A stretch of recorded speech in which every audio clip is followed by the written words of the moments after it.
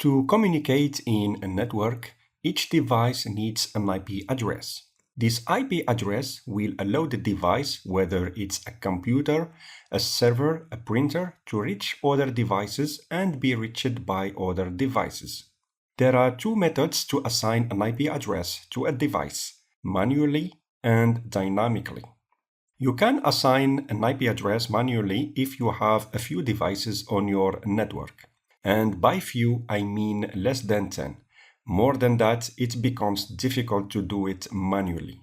You can have hundreds, even thousands of devices on your network. In this scenario, you need to use a DHCP server.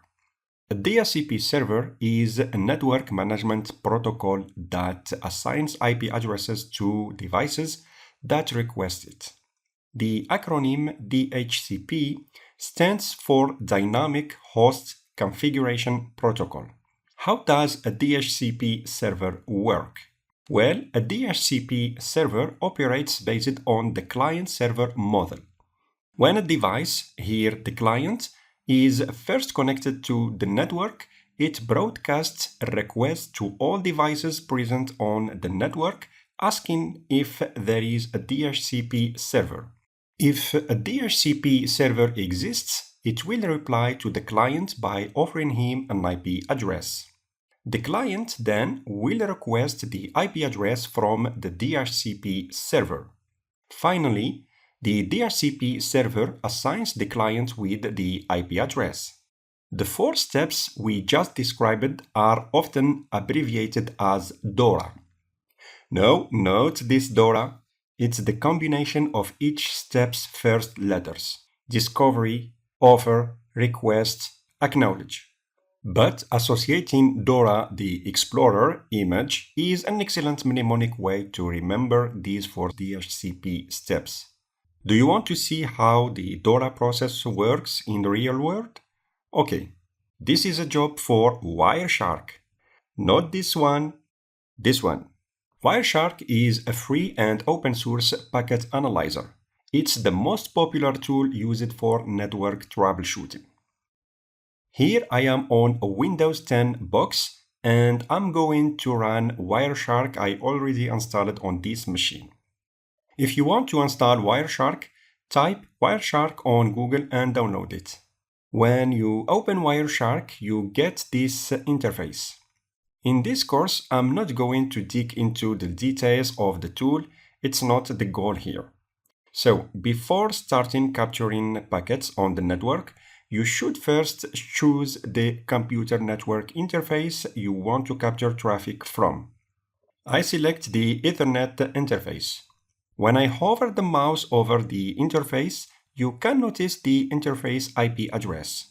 And just on the right side, it shows if there is traffic on this network interface. If it's flat like this, it means that there is no traffic on this interface. Maybe the interface is not connected to the network. And on this one, I can see that there is some traffic here. Before starting capturing packets, I'm going to check the IP address of this computer. Here is the IP address. It's an IP address assigned automatically by a DHCP server. Now I'm going to release this IP address using the ipconfig/release command. Now my computer doesn't have an IP address. I need to start capturing packets on Wireshark. You can see packets coming in. Let's ask the DHCP to give me a new IP address by typing ipconfig/renew. Here is the renewed IP address, the network mask, and the gateway. Now I'm going to stop packet capture. You can see here all packets captured on my computer's Ethernet interface. To display the DHCP packets I want to see and get rid of the noise, I will apply a filter by typing DHCP in the filter area. Now I get only the DHCP packets. You can see that in the protocol column. And in the info column, you can see the details of the packet And what stands out is the 4 packets of the DORA process you see here: discover, offer, request, and acknowledge. So let's see what happened. In the first packet, my computer with the source IP address 0000, because it doesn't have an IP address yet, sent a packet to this IP address 255.255.255.255, which is the broadcast IP address.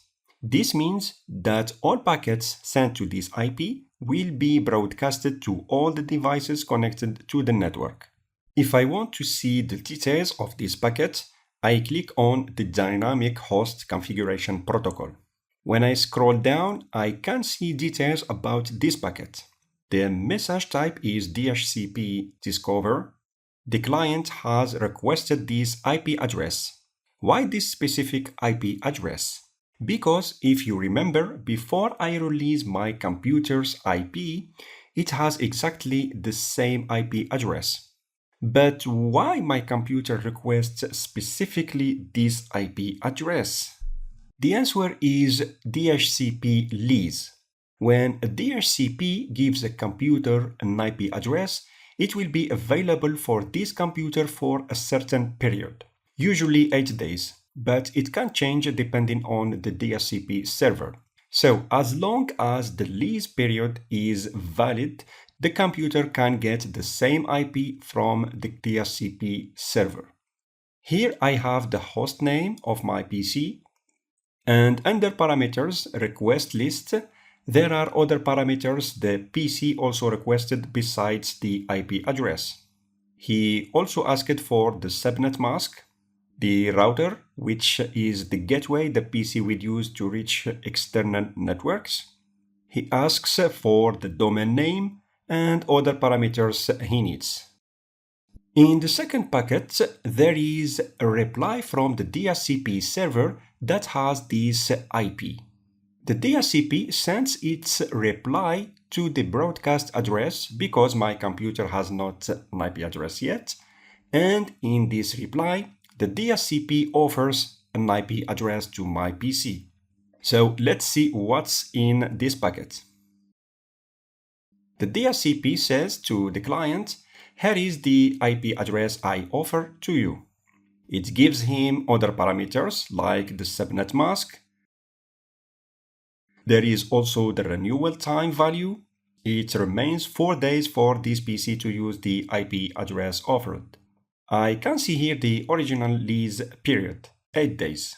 Here is the DHCP server address. Here is the gateway, the DNS servers, and the domain name of this network. After the PC gets this offer from the DHCP server, it replies to the DHCP server by sending a broadcast requesting the IP address offered to him. You can see that in the details. Here it is. The client says, OK, I accept your offer and request this IP address. And finally, the DHCP server will reply to the client and says, I acknowledge your request and give you the IP address. In the details, I can see the IP address assigned to the client and the other parameters, the DHCP address, the subnet mask, and the DNS servers. This was the DORA process explained by Wireshark.